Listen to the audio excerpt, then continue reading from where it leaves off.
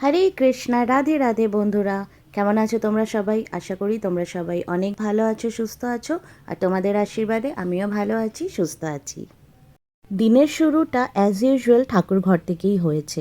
তো স্নান করে তো ঠাকুর ঘরে এসেছি, ঠাকুর দিয়াও শেষ হয়ে গেছে। আর তারপরে চলে এসেছি রান্নাঘরে, ঝটপট করে রান্না করছি। আর একদম আজকের একেবারেই শর্টকাট রান্না, সেটা হচ্ছে পাঁচমিশালি সবজি দিয়ে ঝোল আর ভাত করছি। আর কিচ্ছু করব না।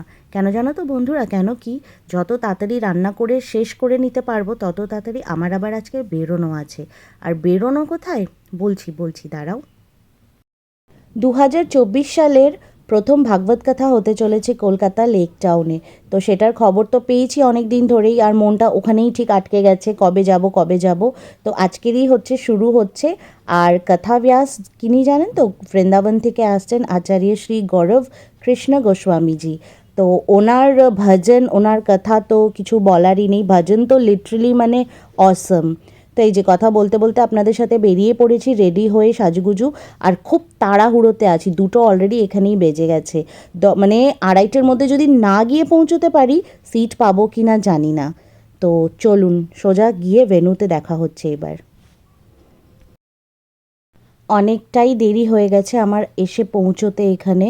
তো যাই হোক, সামনের দিকের একদম ডিতে তো ভিআইপিস আর অর্গানাইজারদের সিট থাকে, তার পরের গ্যালারিতে জায়গা পাইনি, থার্ড গ্যালারিতে জায়গা পেয়েছি। হোপফুলি দেখতে পারি। আমি আবার কন্ট্যাক্ট লেন্স পরে এসেছি আজকের, এত দূর থেকে চশমা ছাড়া দেখতে পেলেই হলো। তো যাই হোক, জুম করে করে একটুখানি ভিডিওস নেওয়ার চেষ্টা করব। আর আরেকটা ভালো এই যে আমার সামনে একটা এলইডি লাগানো আছে, অত দূরে নাই বা দেখতে পেলাম, এলইডিতে তো দেখেই নেবো।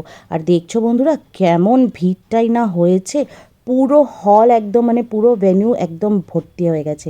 আর এই যে মহারাজজি এসে গেছেন। তো এবার বেশি কথা না বলে একটু ওনার কথা আর একটু ভজন কিছু কিছু রেকর্ড করেছি, কিছু কিছু ক্লিপিংস নিয়েছি এত দূর থেকেও। এনজয় করো। আর আর কি,